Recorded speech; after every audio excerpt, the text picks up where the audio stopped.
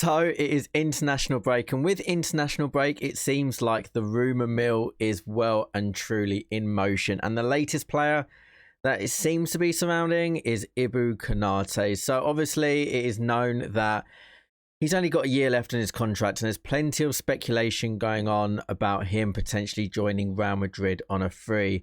Not helped by some of the comments that he has made whilst on international duty with France, joking about Mbappe calling him every 2 hours to try and convince him to join Real Madrid. And it has been broken by a few different outlets, but let's take it with a pinch of salt because it is Marca and we know how much they are the Real Madrid propaganda mill, that Konaté is actually keen on joining Real Madrid. I don't think it's any secret that Real Madrid want him. So it's something that's interesting to see how this plays out. Now, pair that with Paul Joyce saying just a couple of days ago that Liverpool won't be going back in for Marc Guéhi in January. Do I believe that hand on heart? No. For how Liverpool went for him, bear in mind that he had his medical. It was all but done pretty much. For Liverpool just to completely walk away, I'm not sure I completely buy that. I think that's probably a part of the bargaining tool for January to try and get him obviously on a reduced fee. Well, it will be a cheap fee anyway, wherever he goes, because he is available for free next year. Let's take it back to Konaté then. So Indy has come out with a tweet, a post saying that actually a new contract offer has been made by the club to Konaté's agent, and that talks are ongoing. Now, I've seen plenty of comments online by plenty of Liverpool fans. I want to know what you think in the comment section below, and maybe we can respond to a couple of those in the next couple of days. But I've seen plenty of Liverpool fans say, how has it got to this stage? What is the club doing? What a mess, etc. Now, I do have to say, I do feel for Michael Edwards and Richard Hughes, because they inherited Salah, Van Dijk, Trent with 1 year left when they joined the club. Obviously, Michael Edwards coming back to the club, Richard Hughes completely new to the club. And then they've got Konaté, who only had 2 years. So it is mismanagement by the club from previous to even let Van Dijk and Salah's contract run down. But remember, this was not Michael Edwards. This was not Richard Hughes that allowed this to happen.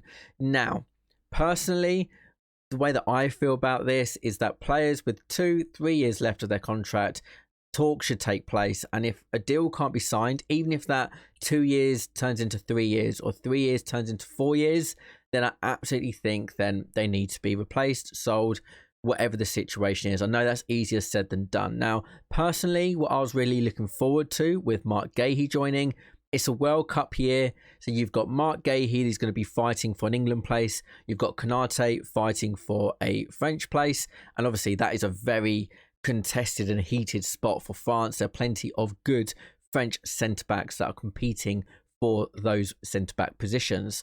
Having two international players competing, first of all, it gives that competition, but also it gives the control back to the club.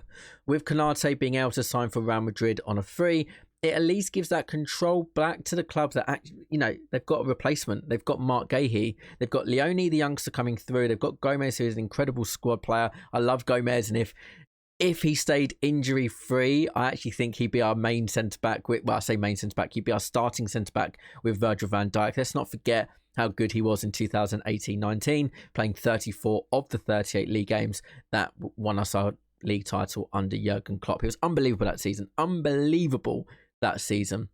So by getting Marc Guéhi in, if we did manage to get over the line, obviously it was stopped by the threat by the Crystal Palace manager. It would have put that competition and also just eased the pressure. If Konaté wants to play, well, then he's got to commit himself to Liverpool Football Club. If he's not signing a new contract, well, Marc Guéhi is probably going to start over him because he's going to be the long-term centre-back option. We've lost that power with Marc Guéhi not joining. Leone's still very young. I'm excited to see him play, but hand on heart, I have absolutely no idea about him other than a few little YouTube clips that we obviously see. And of course, he's going to be the next Maldini based off of that. Take that with a pinch of salt. I'm joking. Well, he might be. Who knows? But it kind of has put the absolute power in Konaté's hands. We know that Real Madrid have got this kind of rivalry with us. I think it stems from the Champions League matches. Obviously, they took Trent. Let's see how that pans out. And then Konaté being able to take another player on a free. It seems to be Real Madrid's business model at the moment. talk to players, get them on a free, give them a bit of inflated contract. That's absolutely fine, but you've got the player for free and it kind of works itself out. Hand on heart, do I want Konaté to leave? No. Do I think there's a strong possibility he will leave? Yes. I cannot see how Konaté is a Liverpool player this time next year. I do believe that Liverpool will go back in for Mark Gahey in January. I think probably around about 20-25 million is a fair price with 6 months left on his contract. It's not too dissimilar to the amount of money that Real Madrid offered Liverpool, which was rejected. I think 20-25 million to get Mark Gahey in. Let's get him used to the team. Let's get that title charge. Let's go for the quad. Let's go for a deep Champions League run and see what happens. And having strength in the centre-back position is key for that. It does put that competition for centre-back places, which is only a good thing. I'm really excited to see how the competition between Ekitike, Isak, Gakpo, how that's all going to play out. And I'm really excited by it. I think people worry that, oh, how can you sign Isak because you've already got a centre-forward? Competition is a beautiful thing. Look what it's done to Dominic Szoboszlai. He's had a brilliant start to the season. He was starting every single game. He was safe.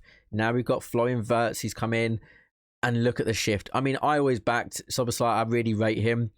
I'm not sure he's quite a 10. I'm not sure he's got that finesse in and around the penalty box that sometimes you may need, like an Odegaard, like a Florian Wirtz. But Dom, for me, is one of the first names on the team sheet after Alisson and Van Dijk. And that's proved it by this season. So it'll be interesting how this Konaté situation plans out. I don't think there's any smoke without fire. Konaté hasn't come out and ruled himself out for move to Real Madrid. We've had contract talks for how long now, and nothing has been resolved. Again, it'll be interesting to see how things play out. I think he'll probably go, which is a real shame to lose another player on a free. But just rest assured, lads, that we have got Michael Edwards and Richard Hughes. And if the summer hasn't given you any confidence, then I don't know what can possibly give you confidence. That I don't think we're going to get into these situations where players have only got a year left on their contract, 2 years. I think deals are going to be tied up a lot sooner, or they're going to be moved on. Michael Edwards has got no kind of worries about moving players on. He wanted to move on Milner, Lallana, Chamberlain, Henderson a lot earlier than he did, and that was eventually kind of like the fallout with Jurgen Klopp around bringing new players in, staying loyal. I think with Michael Edwards, we will see players being moved on a lot earlier, and I think Arne Slot has got that bit about him as well. On the flip side, you can see why Diaz, on the amount of the amount of money he was on, his wages, Konaté, the wages that he's on, why actually Liverpool aren't running and rushing to give them a new contract. If you've got a player like Diaz on the amount of money he was on, and actually the performances that you got from him in comparison to other players on similar money, you can kind of see why there wasn't that eagerness to say, oh, right, here's another 5-year contract on X amount of wages. And same with Konaté. Rumours have it that he's asking for 200,000 a week. Whether you think that's reasonable, unreasonable, what it's worth, etc. So you can see on the flip side as a business model why jumping the gun and actually saying, fine, then we don't want to lose these players. Let's go and give them X amount of years, X amount per week.